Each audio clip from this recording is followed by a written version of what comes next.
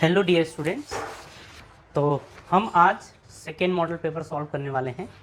First model paper में जो आपको इंस्ट्रक्शन प्रोवाइड किए गए थे, सेकेंड मॉडल पेपर में वही इंस्ट्रक्शन होंगे। जैसा कि आपको बताया गया था, खंड क, ख, ग और खंड क, ख और ग इस तरीके से मिलेगा। खंड क में आपके भौतिक विज्ञान होगा, भौतिक विज्ञान का पोर्शन होगा। खंड ख में आपका केमिस्ट्री का पोर्शन होगा और खंड ग में आपका जीव विज्ञान का पोर्शन होगा। ठीक है, तो सारे इंस्ट्रक्शन जो उसमें प्रोवाइड किए गए थे इसमें भी वही होगा। तो अगर आपने फर्स्ट वीडियो देखा है तो सेकेंड में आपको बिल्कुल प्रॉब्लम नहीं होगा। ठीक है, तो चलिए अब हम बात करते हैं खंड क में। और खंड क में फर्स्ट क्वेश्चन में 4 ऑब्जेक्टिव प्रश्न दिए गए हैं। अब उनमें देखते हैं। फर्स्ट देखिए, बोल रहा है कि अभिनेत्र लेंस की फोकस दूरी में परिवर्तन निम्नलिखित क्रिया द्वारा होता है। तो मतलब अभिनेत्र लेंस में ऐसा कौन सा या किसके कारण दूरी में जो परिवर्तन होता है उसका पता चलता है। तो जो देखिए, अगर हम इसकी बात करें तो आप ध्यान रखिएगा कि जो पश्चमाभि होता है, पश्चमाभि मांसपेशियां होती हैं, इसको पश्चमाभि पेशियां, इन्हीं के द्वारा हमें दूरी में परिवर्तन का पता चलता है। ठीक है, तो अब अगर बात करें ऑप्शन की, तो फर्स्ट ऑप्शन में दिया गया है कि ऐसा पुतली के द्वारा होता है, तो पुतली के द्वारा तो नहीं होता है, इसीलिए फर्स्ट गलत है।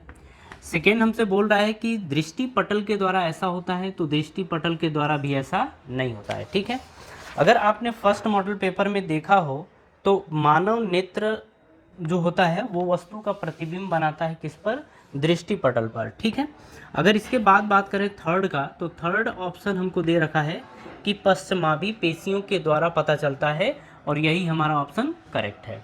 ठीक है, अगर हम फोर्थ ऑप्शन की बात करें परिनालिका, तो परिनालिका द्वारा ऐसा नहीं होता है। तो फर्स्ट में आपको ध्यान रखना है। ठीक है, जैसा आपको बताया जाए उसी तरीके से आपको ध्यान रखना है। अगर आप बताया जाता है और आप ध्यान रखते हैं तो आपका क्वेश्चन इसी टाइप का आएगा। ठीक है, और आप कर भी लेंगे। चलिए अब हम बात करते हैं ख की। ख क्वेश्चन क्या दिया गया है, बोल रहा है यदि 7 सेंटीमीटर ऊंची वस्तु 8 सेंटीमीटर की फोकस दूरी के उत्तल लेंस से 12 सेंटीमीटर की दूरी पर रखी है तो प्रतिबिंब की स्थिति होगी। ठीक है, ये क्वेश्चन है। क्वेश्चन कैसे करेंगे आप उसे ध्यान दीजिएगा। सबसे पहले बोल रहा है कि उत्तल लेंस है। क्या है? उत्तल लेंस है। और आप सबको पता है कि जो उत्तल लेंस होता है वो आपका इस तरीके का होता है। ठीक है, अब आप उत्तल लेंस बना लीजिए और आप ध्यान रखिए इसमें हम सेकेंड फोकस की बात करते हैं और सेकेंड फोकस इस साइड होता है। ठीक है, तो हमारा सेकेंड फोकस यानी F2 इस साइड होता है और इसी को हम F मान के चलते हैं। ठीक है, अब क्या बोल रहा है कि 7 सेंटीमीटर ऊंची वस्तु है, तो हम बोलते हैं कि वस्तु की ऊंचाई यानी हाइट ऑफ ऑब्जेक्ट ये 7 सेंटीमीटर दे रखा है। ठीक है, आगे की हमसे बात कर रहा है कि 8 सेंटीमीटर फोकस दूरी, तो जो फोकस दूरी है यानी F है वो 8 सेंटीमीटर है। ठीक है, 12 सेंटीमीटर की दूरी पर वस्तु रखी है, तो U वस्तु की दूरी को क्या बोलते थे? U, और ये आपका दे रखा है 12 सेंटीमीटर। अब आपको क्या ध्यान रखना है? साइन कन्वेंशन, चिन्ह परिपाटी के थ्रू आपको ध्यान रखना है कि वस्तु को हम हमेशा लेंस के बाएं साइड में रखते हैं। तो वस्तु तो आपका यहाँ से इधर है। ठीक है, तो हम इसको U बोलेंगे। अच्छा, अगर वस्तु इस लेंस के बाएं साइड होता है तो हम उसकी वैल्यू को निगेटिव लेते हैं, माइनस में लेते हैं, ऋणात्मक लेते हैं। ठीक है, ये दे रखा है। तो प्रतिबिंब की स्थिति पूछ रहा है कि V की वैल्यू क्या होने वाली है। ठीक है, देखिए F की वैल्यू तो इधर होती है। अगर F इधर होता है तो F कैसा रहेगा? पॉजिटिव यानी धनात्मक, और H तो हमेशा धनात्मक रहेगा क्योंकि हमको पता नहीं है, ऐसे मान लेते हैं। ठीक है, ये है। अब लेंस, अगर लेंस फार्मूला आपको पता हो तो 1/F equals to 1/V minus 1/U होता है। ठीक है, अपने से पूछ रहा है V की वैल्यू, तो इसको आप इधर लेके आइए, तो 1/F plus 1/U is equals to 1/V ये होगा। ठीक है, अगर हम LCM की बात करें तो LCM होगा UF।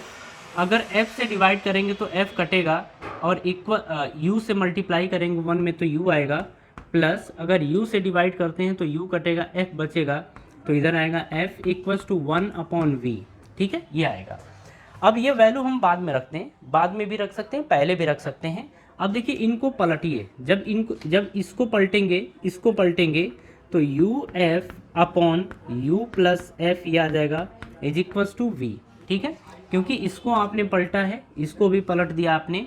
ठीक है, अब u की वैल्यू पुट करिए, u की वैल्यू कितनी है -12, तो यहाँ पे रखिए -12 इंटू एफ की वैल्यू कितनी दे रखी है 8 सेंटीमीटर, प्लस में है तो आप प्लस में ही रखिए।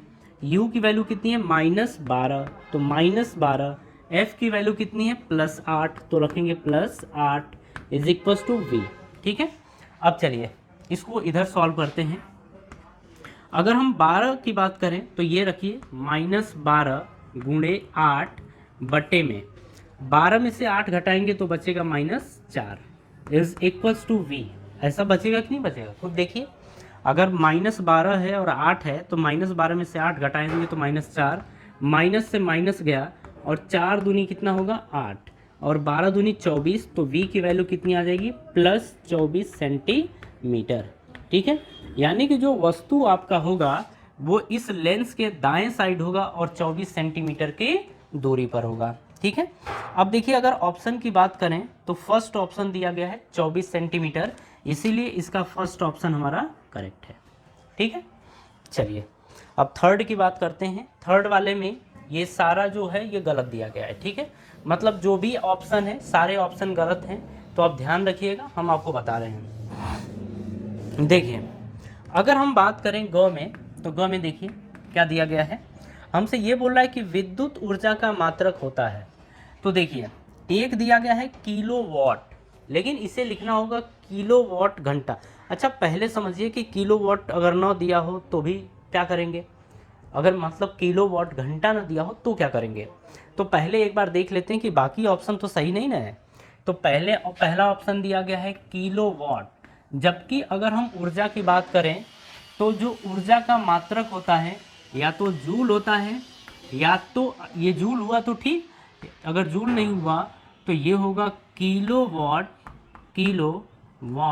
घंटा, ये होगा। ठीक है, ऐसा होगा। तो अगर जूल दिया है तो ठीक है, जूल नहीं है तो किलोवाट घंटा होना चाहिए। अगर फर्स्ट ऑप्शन की बात करें तो फर्स्ट ऑप्शन किलोवाट दिया था। ठीक है, तो फर्स्ट ऑप्शन इसके हिसाब से गलत है। सेकेंड ऑप्शन की बात करें तो अश्वशक्ति, तो देखिए अश्वशक्ति अगर वाट की बात करें, सॉरी किलोवाट की बात करें, तो जो किलोवाट होता है ये पावर की यूनिट होती है। किसकी, किलोवाट जो होता है पावर यानी सामर्थ्य की यूनिट होती है, सामर्थ्य का मात्रक होता है,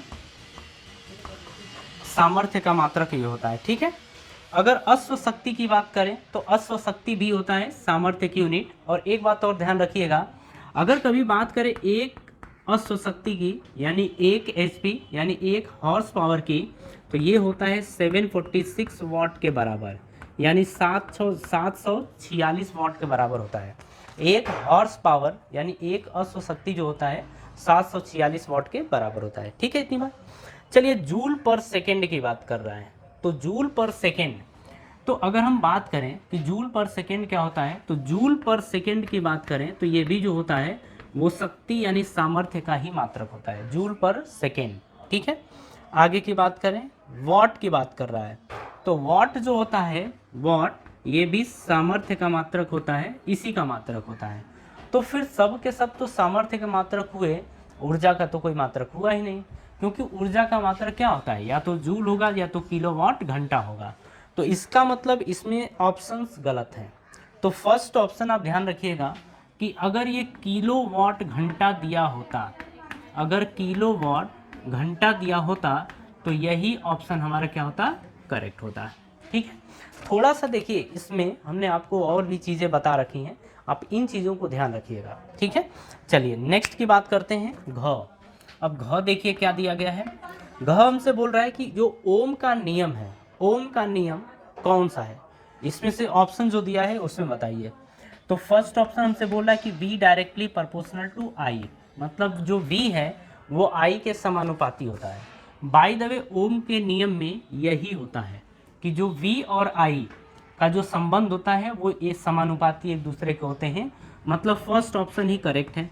सेकेंड ऑप्शन की बात करें तो V दिया है V inversely proportional to I, V व्युत्क्रमानुपाती है I के, ये गलत है, ऐसा नहीं होता है, ओम के नियम के थ्रू ऐसा नहीं होता है।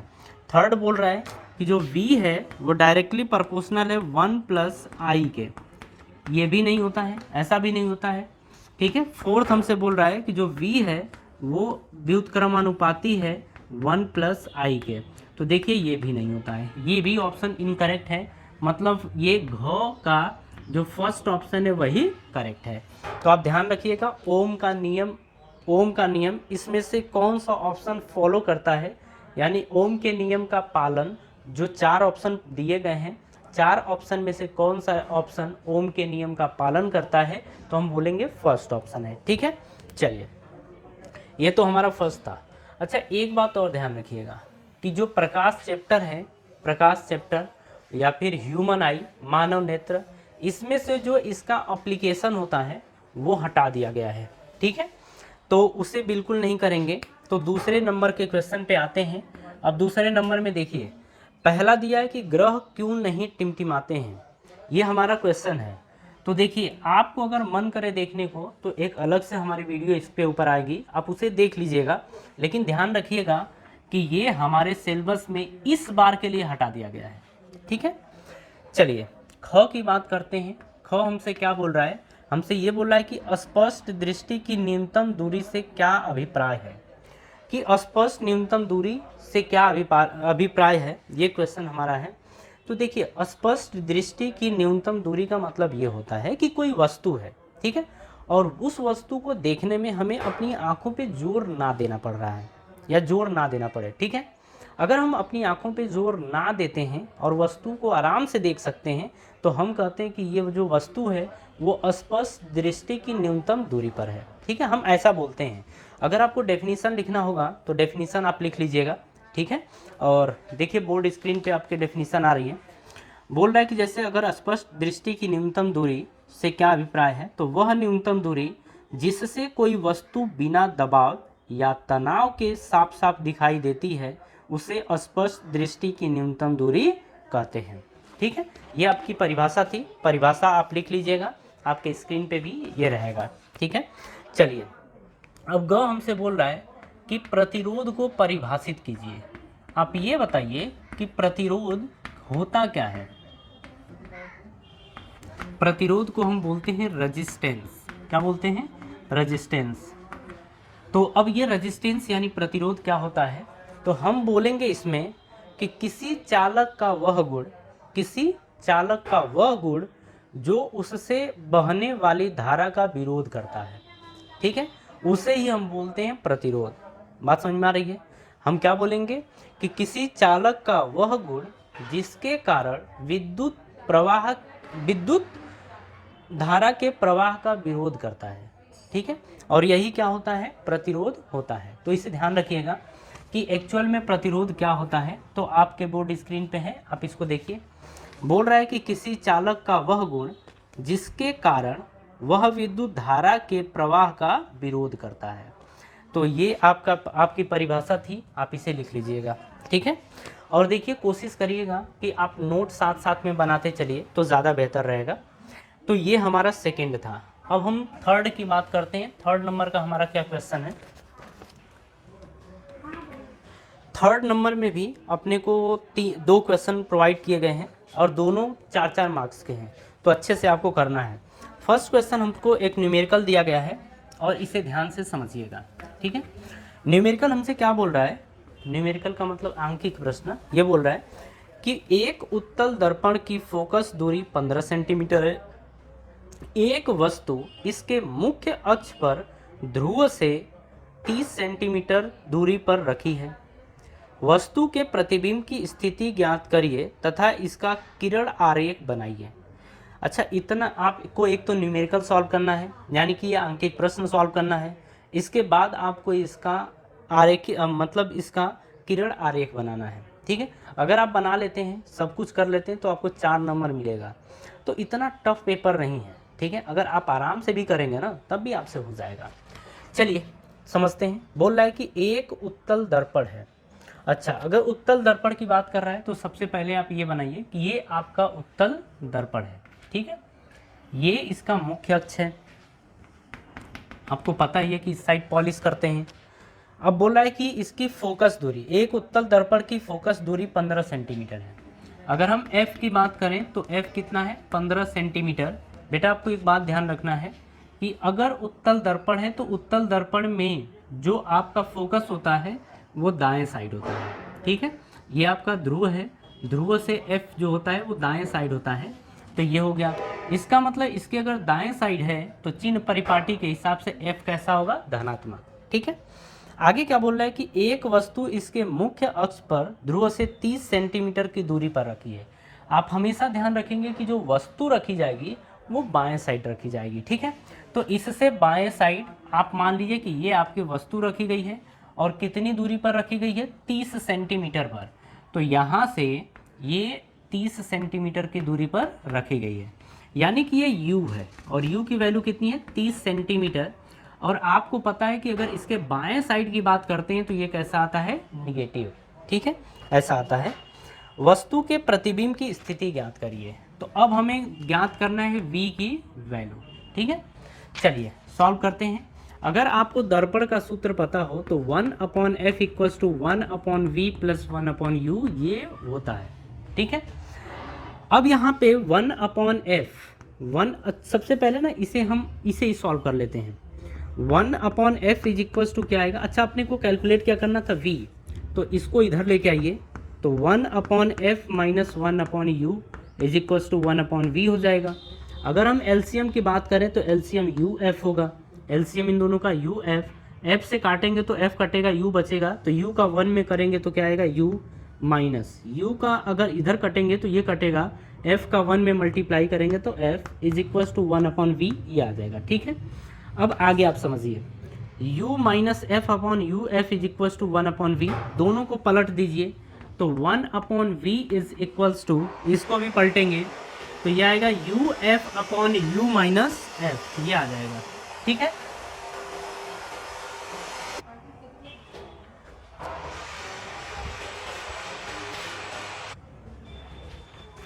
चलिए देखिए, अब 1/v इक्वल्स टू u की वैल्यू देखिए -30 है, आप यहाँ पे रखेंगे -30 गुणे f की वैल्यू देखिए +15 है तो रखेंगे 15 अपॉन में u की वैल्यू कितनी है -30 तो रखेंगे -30 माइनस f की वैल्यू +15 है तो आप यहाँ पे 15 रख देंगे, ठीक है। अब देखिए इसको सॉल्व करिए तो यहाँ से आएगा क्या, 1/v इक्वल्स टू -30 गुणे 15 बटे में 30 में अगर 15 जोड़ेंगे तो -45 आएगा। देखिए प्लस से प्लस गया, अरे माइनस से माइनस गया, 15 यहाँ कितना होगा 45 और 3 दहाँ पे कितना होगा 30 होगा, ठीक है। सॉरी यहाँ से गड़बड़ हो गया है। जब इसको हम पलटेंगे तो ये पलट जाएगा और यहाँ पे ये v आ जाएगा, ठीक है। ये गलती हो गया था तो इसे ध्यान रखिएगा। तो v की वैल्यू कितनी आ गई है, v की वैल्यू आ गई है 10 सेंटीमीटर, वो भी प्लस में। v की वैल्यू कितनी आई है 10 सेंटीमीटर, वो भी प्लस में आ गई है। अब देखिएगा ध्यान से, ये तो हमारा आ गया। तो अगर हम बात कर रहे हैं कि v की वैल्यू जो आई है वो +10 सेंटीमीटर आई है, तो अब इसका मतलब प्रतिबिंब कैसे बनेगा। तो प्रतिबिंब बनाने के लिए देखिए, अब हम क्या करेंगे कि यहाँ से, अब f की बात कर रहे हैं तो f 15 है, तो यानी कि ये दूरी जो है वो 15 है और आपकी वस्तु किधर बन रही है 10 सेंटीमीटर पर, यानी कि बीच में ही कहीं बन रही है। तो आप ऐसे लेके जाएंगे और जब इससे ये टकराएगा ना तो ये ऐसे जाएगा, और ऐसे अगर जाता है, सॉरी थोड़ा सा ऐसे कर देते हैं, अगर ऐसे जाता है तो इसको जब पीछे बढ़ाएंगे तो ये गुजरेगा फोकस से। कहाँ से गुजरेगा, फोकस से, ठीक है।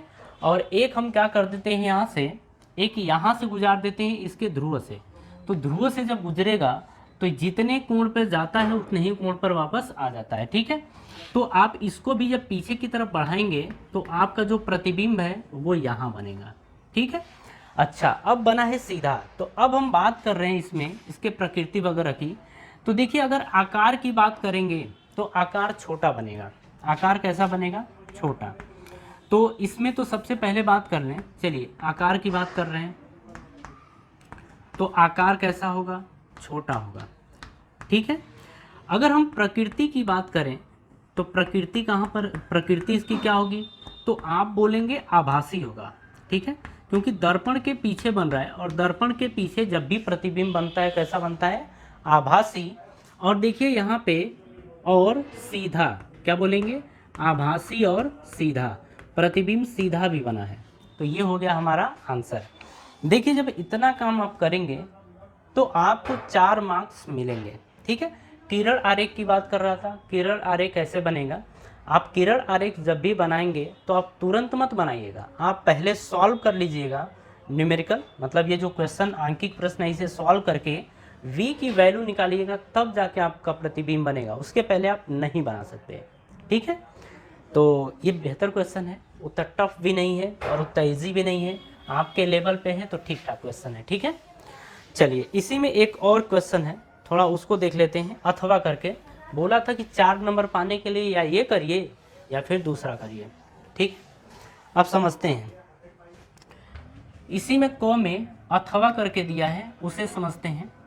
देखिए इसमें 2 क्वेश्चन दिया, एक बोल रहा है कि फोकस दूरी क्या होती है, क्या बोल रहा है कि जो फोकस दूरी होता है वो फोकस दूरी क्या होता है, ठीक है, ये हमसे बोल रहा है। तो अगर हम दर्पण की बात कर रहे हैं तो देखिए मान लीजिए कि ये बना हुआ दर्पण है, तो अगर हम बोलें यहाँ पे, ये बोला है कि फोकस दूरी की बात कर रहा है, तो सबसे पहले अपन समझ लेते हैं कि फोकस क्या है। हम बोले कि मुख्य अक्ष के समांतर, ये मुख्य अक्ष आपका है, बिल्कुल मुख्य अक्ष के समांतर प्रकाश की किरण आ रही है और परावर्तित होके जहाँ से गुजरती है, मुख्य अक्ष को जहाँ पर काटती है वही उसका होता है मुख्य फोकस। क्या होता है, मुख्य फोकस, ठीक है, इतना मिल गया।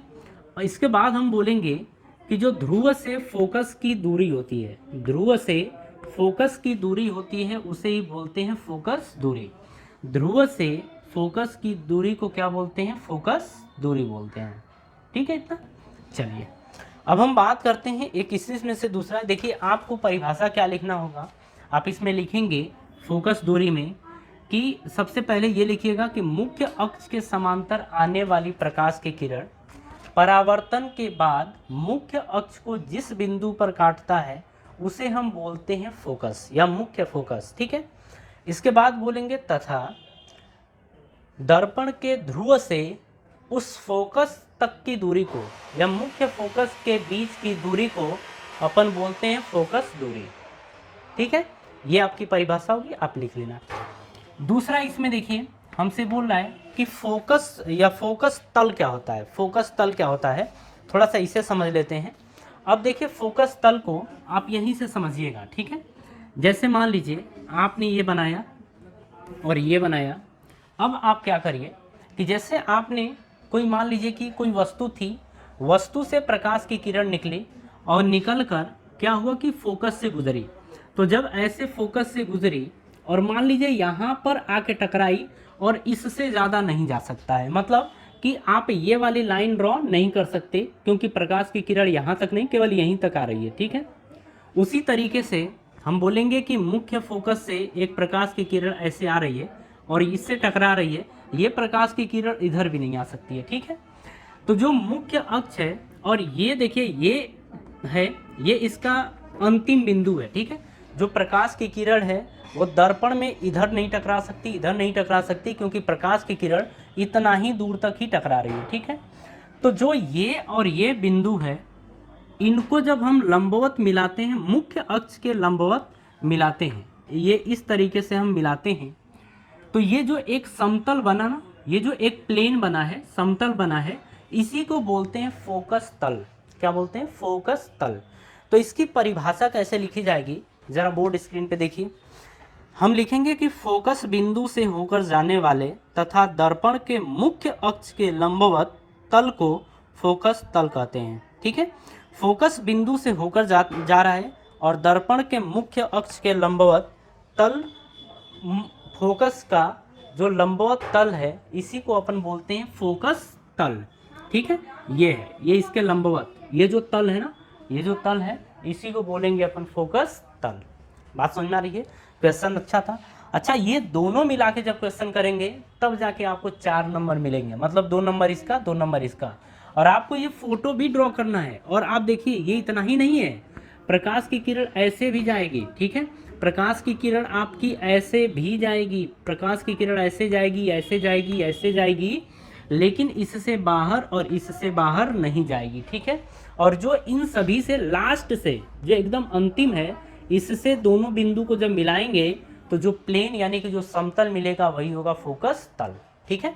इससे देखिए, इस दोनों क्वेश्चन की तुलना में जो पीछे वाला क्वेश्चन था ना, वो ज़्यादा बेहतर है, ठीक है। अगर न्यूमेरिकल कर लेते हैं तो न्यूमेरिकल करने में कम समय लगता है और कोई करेक्शन उसमें करने की ज़रूरत नहीं होती है, मतलब आप आसानी से उन क्वेश्चंस को सॉल्व कर सकते हैं अगर आपने पहले किया हो तो, ठीक है। चलिए, अब तो ये हो गया। अब इसी में ख की बात करते हैं। तीसरा का ख क्या दिया गया है, ये बोल रहा है कि विद्युत परिपथ में प्रयुक्त किन्हीं 4 अवयवों के प्रतीक चिन्ह बनाइए। अब विद्युत परिपथ बनाना है तो ध्यान से देखिए, मान लीजिए कि ये आपने एक प्रतिरोध बनाया, ठीक है, जिसको R से प्रदर्शित करते हैं, और उसके बाद आपने क्या किया कि यहाँ पर एक वोल्टेज जोड़ दिया, मतलब कोई बैटरी आपने जोड़ रखी है, ठीक है, आपने कोई बैटरी इस तरीके से जोड़ रखी है, ये हो गया। अब देखिए 2 चीज़ें तो आप जोड़ चुके, एक प्रतिरोध एक बैटरी, ये जोड़ चुके। अच्छा, इसी में कुंजी जोड़ दीजिए, यहीं पर आप एक कुंजी जोड़ दीजिए तो ये कुंजी हो गया, ठीक है। आप इसी में क्या करिए, 3 हो गया, आप इसी में एक अमीटर जोड़ दीजिए, ठीक है। अमीटर क्या करता है, अमीटर जो होता है वो वैद्युत धारा को मेजर करता है, मतलब वैद्युत धारा का मापन जो होता है वो अमीटर के थ्रू ही होता है, ठीक है। आप ये कर दीजिए, ये आपका अमीटर है। आप एक काम और कर दीजिए, अगर बढ़ा देंगे तो दिक्कत नहीं होगी, अगर वोल्ट मीटर कभी आपको जोड़ना होता है तो वोल्ट मीटर आप हमेशा प्रतिरोध के बीच में लगाते हैं। वोल्ट मीटर किसके बीच में लगाते हैं, प्रतिरोध के, मतलब ऐसे प्रतिरोध के दोनों टर्मिनल को ऐसे जोड़ देंगे, दोनों एंड को ऐसे बीच में से जोड़ देंगे तो ये आपका वोल्टेज मेजर करेगा, ठीक है, मतलब वोल्टेज मापेगा और ये आपका धारा मापेगा। अब देखिए, जो वैद्युत धारा है वो यहाँ से ऐसे चलती है, तो इसका जो अमीटर का ये वाला पोर्शन होता है या ये वाला छोर जो होता है वो प्लस होता है और ये वाला छोर माइनस होता है। उसी तरीके से वोल्ट मीटर की बात करें तो ये वाला छोर प्लस होता है और ये वाला छोर माइनस होता है, ठीक है। तो आप पूरी चीज़ें इसमें लिखेंगे कि ये जो आपका है ये आपका वोल्ट मीटर है, आपने क्या लगा रखा है, वोल्ट मीटर लगा रखा है, ठीक है। इसको आप बोलेंगे कि ये अमीटर है, ये क्या है, अमीटर है, ठीक है। अगर इसकी बात करें तो ये आप बोलेंगे कि ये बैटरी है, क्या है, बैटरी है, ठीक है। इसको आप बोलेंगे कि ये कुंजी है, कुंजी यानी इसको क्या बोलते हैं, की बोलते हैं, ये है। और ये जो आपका है इसको आप बोलेंगे कि ये प्रतिरोध है, प्रतिरोध है, ठीक है। इतनी चीज़ें आपको ध्यान रखनी है। अगर इतनी चीज़ें आप बना लेते हैं तो अगर आपका 4 मार्क्स है तो ये 4 मार्क्स आपको मिलेगा, ठीक है। मतलब इसमें कोई दो राह नहीं है, आपको मिलेगा ही मिलेगा। तो ये भी क्वेश्चन अच्छा है, आप इसे एक बार देखिए। चलिए, अब इसी में ख में या करके क्वेश्चन दिया है, या तो आप इसको करिए या तो आप इसको करिए, जो अब आपको बताया जा रहा है, ठीक है। देखिए, इसी में ख में ही अथवा करके है, अथवा आप इसे करिए। देखिए क्या दिया गया है, बोल रहा है कि यदि किसी तार को खींचकर उसकी लंबाई 2 गुनी कर दिया जाए तो उसका प्रतिरोध कितना हो जाएगा। क्वेश्चन देखिए, आप जितना आसान समझ रहे हैं ना उतना आसान है नहीं। आपको क्या करना है, इस क्वेश्चन को कैसे सॉल्व किया जाता है, थोड़ा सा ये टाइम लेगा और आपको टाइम देना भी पड़ेगा, क्योंकि ये 3 घंटे का पेपर है, हम आपको कम से कम समय में करा रहे हैं, ठीक है। जैसे एक तार है, ये तार पहले मान लीजिए किसी लंबाई का है और किसी मोटाई का है, ऐसे ये तार है। इस तार की लंबाई सपोज कर लीजिए L है, इस तार की जो त्रिज्या है वो त्रिज्या आप मान लीजिए R है, ठीक है, ऐसा मान लीजिए। त्रिज्या छोटा वाला R मान लीजिए, छोटा वाला R है। अब बोल रहा है इसमें प्रतिरोध जो इस तार का है उस प्रतिरोध को मान लीजिए कैपिटल R है, ऐसा मान लीजिए। इसके बाद क्या बोला ना कि इसी तार को खींचकर इसकी लंबाई को हम 2 गुना कर देते हैं। आप खुद सोचिए, जैसे कोई तार हो, अगर उस तार को आप खींचेंगे तो तार और पतला होते जाता है, ठीक है, पतला होता है कि नहीं होता है, पतला होता है। तो तार पतला होता है और लंबाई बढ़ती है, तो हम बोलेंगे कि यहाँ पे जो ये तार है ये 2 गुना लंबा हो गया है, मतलब अब 2L हो गया है। और 2L क्या, ये L डैश मान लेते हैं, और L डैश की वैल्यू कितनी हो गई है, 2L के बराबर। और जो त्रिज्या है, त्रिज्या हम R डैश मान लेते हैं, क्योंकि अपने को त्रिज्या भी पता नहीं है, ठीक है। अपने को बस ये पता है कि इसकी लंबाई 2 गुनी हो गई है, लेकिन ये नहीं पता है कि इसकी त्रिज्या कितनी हुई है। बात समझ में आ रही है?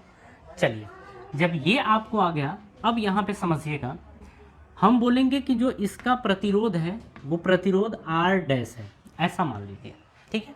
अच्छा, दोनों में एक चीज़ कॉमन है, आप ध्यान रखिएगा, इसका जो आयतन है वही आयतन इसका भी होगा, आयतन नहीं बदलता है, आयतन नहीं बदलता है। अगर हम बात करें, आप ध्यान रखिएगा कि अगर किसी भी तार को खींचा जाए या फिर उसको दबाया जाए, दबा के मोटा कर दें, लंबाई छोटी कर दें, ऐसा अगर कुछ करते हैं तो आप ध्यान रखेंगे कि इसका आयतन नहीं बदलता है, आयतन नहीं बदलता है। और आयतन नहीं बदलने का क्या मतलब है, आयतन नहीं बदलता है। और आयतन न बदलने का मतलब क्या है कि जो आयतन इसका है वही आयतन इसका भी है। तो अगर इसका आयतन v मान लें और इसका आयतन v डैश मान लें, तो हम ये बोलेंगे कि v equals to v dash, क्योंकि आयतन तो बदला नहीं। और अगर बात करें आयतन की, तो अगर आपको याद हो तो जो आयतन होता है वो होता है लंबाई गुणे चौड़ाई गुणे ऊंचाई, ऐसा कुछ होता है, लेंथ ब्रेथ हाइट, लंबाई चौड़ाई ऊंचाई। और आप इसमें एक बात और ध्यान रखिए कि या तो हम इसको बोल सकते हैं क्षेत्रफल गुणे, आप ऐसा ही बोल सकते हैं कि क्षेत्रफल गुणे लंबाई, क्षेत्रफल गुणे लंबाई भी क्या होता है, आयतन ही होता है, ठीक है। तो अगर हम बात करें इसके आयतन की, तो इसका आयतन क्या होगा, तो इसका आयतन होगा, हम इसकी बात कर रहे हैं, ठीक है, इसका जो आयतन होगा वो इसका क्षेत्रफल। अच्छा, क्षेत्रफल की बात करें तो क्षेत्रफल क्या होता है, मोटाई, जो मोटाई होता है वही क्षेत्रफल होता है। अगर हम इसके त्रिज्या की बात करें तो त्रिज्या कितनी है, R। अगर इसके क्षेत्रफल की बात करें तो क्षेत्रफल आपको पता है, ये एक गोला है और गोले का क्षेत्रफल क्या होता है, पाई R स्क्वायर, ठीक है, मतलब वृत्त है, हम गोला बोल रहे हैं, ये एक वृत्त है और वृत्त का क्षेत्रफल होता है पाई R स्क्वायर, ठीक है। उसी तरीके से अगर इसके क्षेत्रफल की बात करें तो क्षेत्रफल मान लीजिए A dash is equals to इसका पाई और इसकी त्रिज्या कितनी है, R डैश, तो पाई R डैश का स्क्वायर, ये इसकी त्रिज्या हो गई, ठीक है। तो दोनों का क्या बराबर है, अब वॉल्यूम यानी आयतन, और आयतन क्या होता है, आयतन होता है क्षेत्रफल गुणे लंबाई, ठीक है। तो अब बात करें इसका क्षेत्रफल कितना है A, लंबाई इसकी कितनी है L, तो V इक्वल्स टू क्षेत्रफल कितना, पाई R स्क्वायर, ये पाई R स्क्वायर इंटू लंबाई कितनी है L, आप ये रख दीजिए। यहाँ पर अगर आयतन की बात करें तो यहाँ का आयतन हो जाएगा V dash is equals to क्षेत्रफल यानी पाई R डैश का स्क्वायर इंटू अगर इसके लंबाई की बात करें तो लंबाई कितनी है L डैश, ठीक है। चलिए अब दोनों को बराबर करिए, तो यहाँ पे V dash is equals to रख सकते हैं पाई R डैश का स्क्वायर इंटू L डैश, और L डैश के प्लेस पे क्या रख देंगे, 2L, तो यहाँ रखिए 2L, क्योंकि L डैश की वैल्यू कितनी है, 2L के बराबर। अब दोनों को बराबर करिए, तो V के प्लेस पे क्या रखेंगे, पाई R स्क्वायर इंटू L बराबर, अब यहाँ से पाई R डैश का स्क्वायर इंटू 2L, ये हो जाएगा, L से L क्या हो गया, कैंसल, पाई से पाई कैंसल, ठीक है। अब देखिए इसको यहाँ लेके आइए, R का स्क्वायर अपॉन R डैश का स्क्वायर बराबर 2/1। अब कैसे, देखिए सबसे पहले ना आप एक स्टेप और लिखिए, यहाँ पे केवल बचा है R स्क्वायर, यहाँ पे बचा है R डैश का स्क्वायर और 2, ये बचा है 2 भी। आप इसको इधर लेके आएंगे तो ये डिवाइड है यानी भाग में, इधर गुणे में है तो इधर आएगा तो भाग में हो जाएगा, तो R का स्क्वायर अपॉन R डैश का स्क्वायर बराबर 2/1 बनेगा, ठीक है, ये बन जाएगा। तो आप इसको क्या लिख सकते हैं, इसको हम लिख सकते हैं ऐसे भी, इसको चाहें तो ऐसे भी लिख सकते हैं कि R अपॉन R डैश का whole square is equals to 2/1, हम इतना लिख सकते हैं। थोड़ा देखिए आपको कहीं पे दिक्कत है, कहीं पे दिक्कत नहीं होनी चाहिए, क्योंकि ये तरीका होता है कि अगर इसके लंबाई में अगर लंबाई को बढ़ा देते हैं तब भी इसका आयतन दोनों का क्या होता है, बराबर होता है, दोनों का आयतन क्या होता है, बराबर होता है, ठीक है। अब देखिए जब आयतन दोनों का बराबर हो गया तो अब हम बात कर लेते हैं, ये चीज़ आ गया ना कि r और r डैश में क्या संबंध है, तो इसको रहने दीजिए। अब हम चलते हैं किसके पास, अब चलते हैं हम प्रतिरोध के पास। तो ये सब हम मिटाते हैं, आप इतनी बातों को ध्यान रखिएगा, और अगर आपको कहीं पे डाउट हो तो ज़रूर कमेंट बॉक्स में डाल दीजिएगा। और ये पहला क्वेश्चन नहीं, ऐसे क्वेश्चंस आपके सामने आते रहेंगे, ठीक है, ऐसे क्वेश्चन आपके सामने आते रहेंगे। तो अब हम इसको हटाते हैं यहाँ से ये सब। अब ज़रा समझिएगा, इसको हम एक तरफ लिख लें कि r/r डैश का होल स्क्वायर जो है वो 2/1 के बराबर है, ठीक। चलिए अब आगे समझिए। अब हम बात करेंगे इसके प्रतिरोध की। तो इसका प्रतिरोध कितना था R, और R सबको पता है रो होता है L/A, ठीक है, रो यानी विशिष्ट प्रतिरोध। और देखिए तार दोनों एक ही था, जब तार एक ही होता है तो जो विशिष्ट प्रतिरोध होता है ना दोनों का सेम होता है। विशिष्ट प्रतिरोध क्या होता है, सेम। तो आप ध्यान रखिएगा, एक ही तार था, तार को खींच के बढ़ाया गया है, तो कभी विशिष्ट प्रतिरोध इसका बदलता नहीं है। और सूत्र होता है प्रतिरोध का R = रो L/A, ठीक है। तो ये हो गया। अब आप क्या करिए, रो तो ठीक है, L भी आप रख लीजिए, A के प्लेस पे आप रखिए πr², आप रख लीजिए, ठीक है। इधर आइए, इधर आपका क्षेत्रफल क्या था, A था A डैश πr डैश का स्क्वायर, ऐसा था। यहाँ के प्रतिरोध की बात करें तो R डैश = रो L डैश, और L डैश के प्लेस पे क्या रख देंगे 2L अपॉन, अब एरिया यानी क्षेत्रफल, क्षेत्रफल क्या रख देंगे πr डैश का स्क्वायर, ये रख दीजिए। इसको फर्स्ट समीकरण मान लीजिए, इसको दूसरा समीकरण मान लीजिए, ठीक है, ये मान लीजिए। अब यहाँ पे क्या करिए, आप ऐसा लिखिए कि सेकेंड अपॉन फर्स्ट, मतलब दूसरे समीकरण में पहले से समीकरण से भाग देने पर। तो यहाँ से देखेंगे कि R डैश अपॉन R बराबर क्या आ जाएगा, rho into 2L upon πr dash का स्क्वायर। अभी हम इसको लिख रहे हैं अपॉन में, अब इसको लिखिए क्या है, रो L अपॉन πr का स्क्वायर, ये आ गया, ठीक है। तो इधर का हम अब इरेज करते हैं। अब देखिए यहाँ से क्या आएगा, आप सबको अगर पता है तो ठीक है कि बीच का बीच में गुणा होता है और नीचे का ऊपर गुणा होता है, ऐसे होता है। तो हम लिखेंगे R डैश अपॉन R बराबर, R डैश अपॉन R बराबर, ये ऊपर चला जाएगा तो जो रो इंटू 2L है, रो इंटू 2L है ये, फिर गुणे, अब ये क्योंकि ये नीचे वाला ऊपर जाएगा तो ये आएगा πr का स्क्वायर अपॉन में। अब देखिए ये आपका क्या दे रखा है, पाई R डैश का स्क्वायर इंटू रो L, तो आप यहाँ पे रखेंगे रो L, इतनी ठीक है। अब देखिए रो से रो कैंसिल हो गया, L से L कैंसिल हो गया, पाई से पाई कैंसिल हो गया, ठीक है। अब आपका यहाँ पे क्या बचता है, आपका यहाँ बचता है 2r² अपॉन R डैश का स्क्वायर, यानी R डैश अपॉन R की जो वैल्यू आएगी वो 2r का स्क्वायर अपॉन R डैश का स्क्वायर ये आएगा, ठीक है। अब देखिए यहाँ से आप क्या रखेंगे, 2 तो ठीक है, इसको आप क्या रख सकते हैं, R अपॉन R डैश का होल स्क्वायर ये रख सकते हैं, ठीक है। अब देखिए R upon R dash, R upon R dash का होल स्क्वायर किसके बराबर है, 2 के बराबर, 2/1 आप रख दीजिए। तो ये 2 पहले से था, गुणे 2/1, क्योंकि R अपॉन R डैश है, R अपॉन R डैश का स्क्वायर, तो 2 गुणे 2/1, यानी कि 2 दूनी कितना हो जाएगा 4, तो ये आ जाएगा 4 ओम के बराबर, ठीक है, सॉरी 4 ये आ जाएगा, ठीक है। अब देखिए यहाँ पे क्या होगा, हम क्या कहेंगे, अब थोड़ा इन सबको हटाते हैं। अब यहाँ पे समझिएगा, यहाँ पे क्या समझना है आपको कि जो R upon R dash, sorry R dash upon R की वैल्यू है वो 4 है, ठीक है। अब यहाँ पे समझिए कि जो R, इसको यहाँ पे गुणा कर दीजिए, तो R डैश है वो 4 टाइम R हो जाएगा। तो आपको इसमें आंसर क्या लिखना है कि जो नया प्रतिरोध होगा वो पहले का 4 गुना हो जाएगा। जो नया प्रतिरोध होगा वो पहले का 4 गुना हो जाएगा, ये आपको याद रखना है। ठीक है, इतनी बातें ध्यान रहेंगी, तो इसे आप कॉपी कर लीजिए। और देखिए क्वेश्चन काफ़ी अच्छा है, अगर आपको क्वेश्चन में कोई डाउट होता है तो आप ज़रूर पूछ लीजिएगा। ठीक है, और ये क्वेश्चन ऐसा वैसा नहीं है, ये 4 मार्क्स के हैं और 4 मार्क्स का है, तो काफ़ी अच्छा क्वेश्चन है। लेकिन अगर इन दोनों क्वेश्चन में क का जो फर्स्ट था और अथवा था, तो सॉरी ख में जो आपने पहला क्वेश्चन किया और जो इस क्वेश्चन को किया, अगर दोनों क्वेश्चन आते हैं तो आप पीछे वाले क्वेश्चन को प्रीफर करेंगे।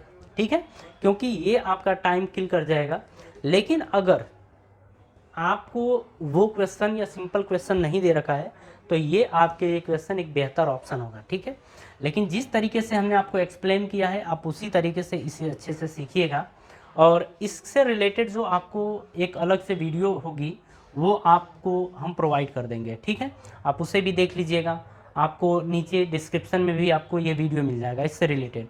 अगर आपको लगता है कि इस पे बेस्ड हमें इसके ऊपर बेस्ड ज़्यादा से ज़्यादा क्वेश्चन करना है तो आप उसकी हेल्प से आप कोई भी क्वेश्चन सॉल्व कर सकते हैं। ठीक है, यहाँ तक कि इंटरमीडिएट के भी क्वेश्चन आप उसकी हेल्प से सॉल्व कर सकते हैं, वो इतना तगड़ा कॉन्सेप्ट है।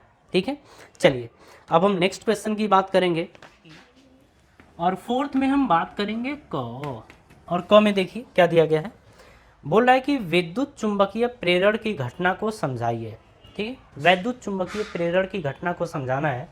अब यहाँ पे समझिएगा, थोड़ा सा हम आपको ये चीज़ें डिटेल में एक फ़ोटो के थ्रू बता देते हैं, उसके बाद फिर हम आपको डेफिनेशन भी लिखवा देंगे। ठीक है, समझिएगा कि यहाँ पे वैद्युत चुंबकीय प्रेरण होता क्या है।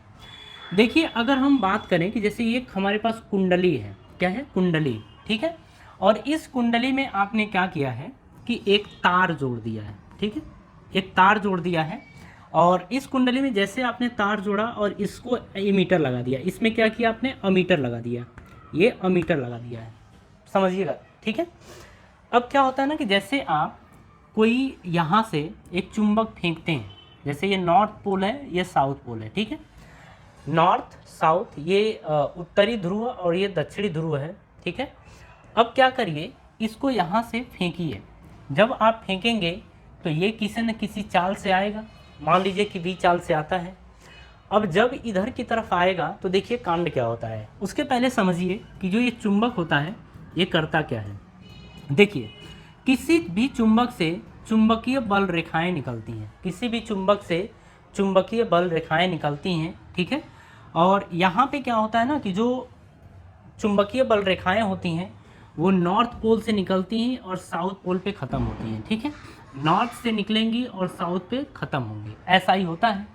तो जो चुंबकीय बल रेखाएं होती हैं वो कुछ इस तरीके से होती हैं। तो अब क्या ध्यान आपको रखना है कि किसी की भी बात करें, किसी भी चुंबक की बात करें, अगर ये नॉर्थ है ये साउथ है तो यहाँ से चुंबकीय बल रेखाएं इस तरीके से ये निकलेंगे। ठीक है, इस तरीके से ये निकलती हैं। अब देखिए जब इससे इस तरीके से निकलें तो जब आप इसकी तरफ फेंकेंगे, मान लीजिए इसके पास 100 चुंबकीय बल रेखाएं हैं और अगर ये बहुत दूर है तो इस कुंडली से थोड़ा कम बल रेखाएं पास होंगी। थोड़ा इसको समझना है। ठीक है, जैसे यहाँ पे आप मान लीजिए ये कुंडली था, तो देखिए अगर ये और करीब आ जाता, अभी तो देख रहे हैं कि 3 1 2 3 4, नॉर्मली आप देख रहे हैं कि अभी 4 ही बल रेखाएं पास हो रही हैं, लेकिन जब ये कुंडली इसके करीब और आएगी तो क्या ये जो बचा हुआ और है इससे पास होगा कि नहीं होगा, पास होगा। तो बात इसी चीज़ की हो रही है कि अगर ये कुंडली बी चाल से आती है और इसकी तरफ आती है तो इससे बल रेखाएं पास होंगी। जो ये कुंडली है इस कुंडली से बल रेखाएं पास होंगी और आप देखेंगे कि जो बल रेखाओं की संख्या है लगातार बढ़ते जाएगी।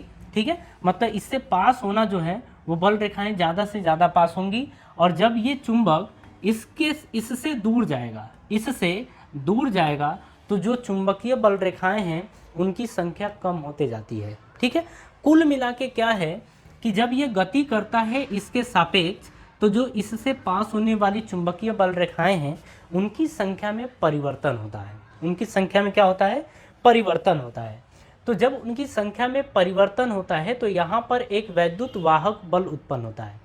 मतलब इस कुंडली में एक वैद्युत वाहक बल उत्पन्न होता है, ध्यान से समझिएगा। ठीक है, उसके बाद अगर आपने इससे कोई तार जोड़ रखा है, ठीक है, अगर आपने इससे कोई तार जोड़ रखा है तो इसमें एक प्रेरित धारा भी प्रवाहित होगी, मतलब इसमें इस तार में प्रेरित धारा प्रवाहित होगी, ठीक है।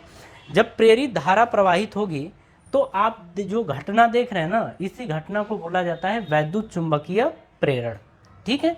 अब देखिए यहाँ पे आपको क्या ध्यान रखना था कि अगर इसमें परिवर्तन होगा, मतलब इससे जो पास होने वाली वैद्युत बल रेखाएं हैं, अगर उसमें परिवर्तन होता है तो इसी घटना को हम बोलते हैं वैद्युत चुंबकीय प्रेरण, ठीक है। आप इसे अच्छे से समझिएगा।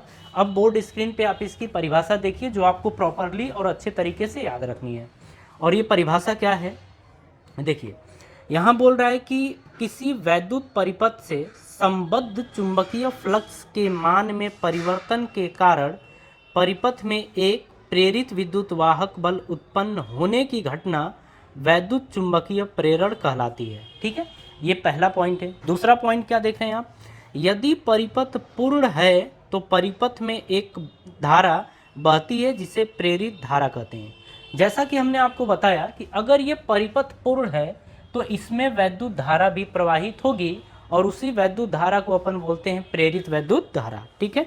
एक पॉइंट और है, इसमें आपको ये भी ध्यान रखना है कि प्रेरित विद्युत वाहक बल या प्रेरित धारा तभी उत्पन्न होती है जब तक परिपथ से संबद्ध चुंबकीय फ्लक्स के मान में परिवर्तन हो, ठीक है।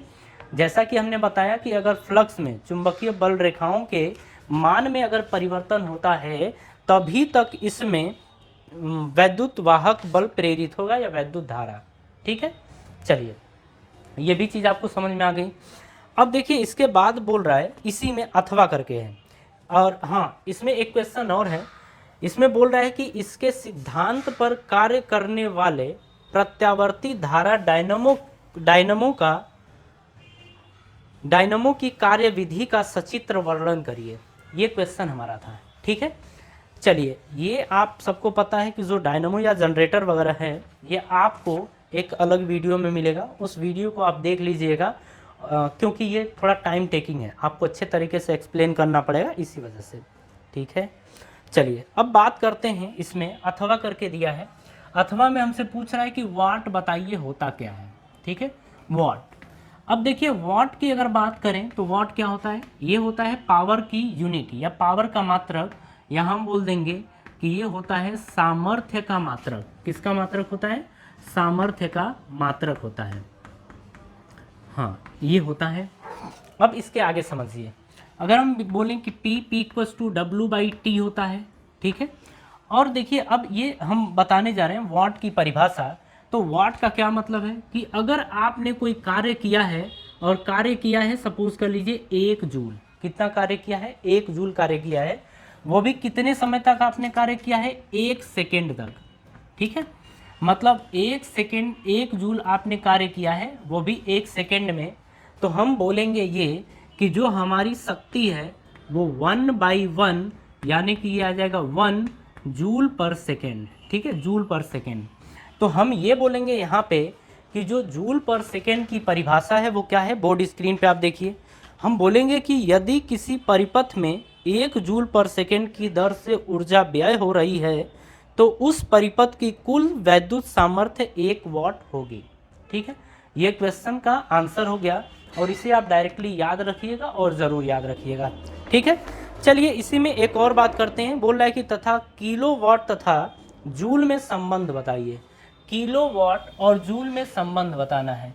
देखिए इसमें अगर आपको 7 मार्क्स चाहिए तो आपको वाट की परिभाषा लिखनी पड़ेगी, किलोवाट घंटा तथा जूल में संबंध बताना पड़ेगा, ठीक है। अच्छा अगर आप बात करें कि जो किलोवाट घंटा है, किलोवाट घंटा, जो किलोवाट घंटा है ये होता है मात्रक ऊर्जा का। किसका मात्रक होता है, ऊर्जा का। और ऊर्जा का एक और मात्रक होता है जूल। तो अब बताना है कि जो ऊर्जा है उसको अगर किलोवाट में रखते हैं तो उसे जूल में परिवर्तित करते समय, मतलब जो किलोवाट है उसको जूल में किस तरीके से परिवर्तित करेंगे। तो देखिए बात समझिएगा। अब हम बात करते हैं कि जो पावर, एक्चुअल में क्या होता है किलोवाट। किलोवाट किसका होता है? पावर का। पावर का मतलब सामर्थ्य।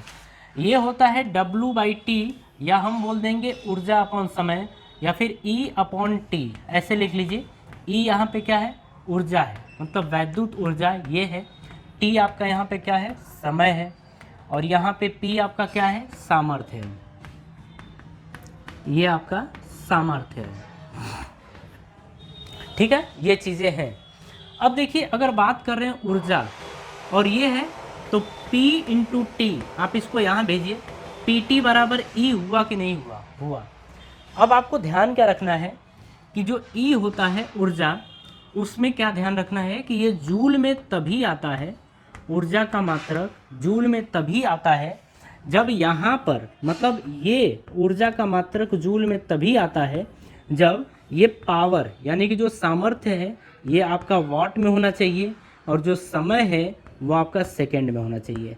तो कुल मिला के आप देख रहे हैं कि अगर हम बात करें किलोवाट, यानी 1 किलोवाट घंटा, तो 1 किलोवाट घंटा को किस में बदलना है अपने को? वाट सेकंड में। वाट सेकंड में 1 किलोवाट कितने वाट के बराबर होता है? तो हम बोलेंगे 1000 वाट के बराबर होता है। तो 1 किलोवाट बराबर 1000 वाट। अगर घंटा की बात करें तो 1 घंटा में कितने सेकंड होते हैं?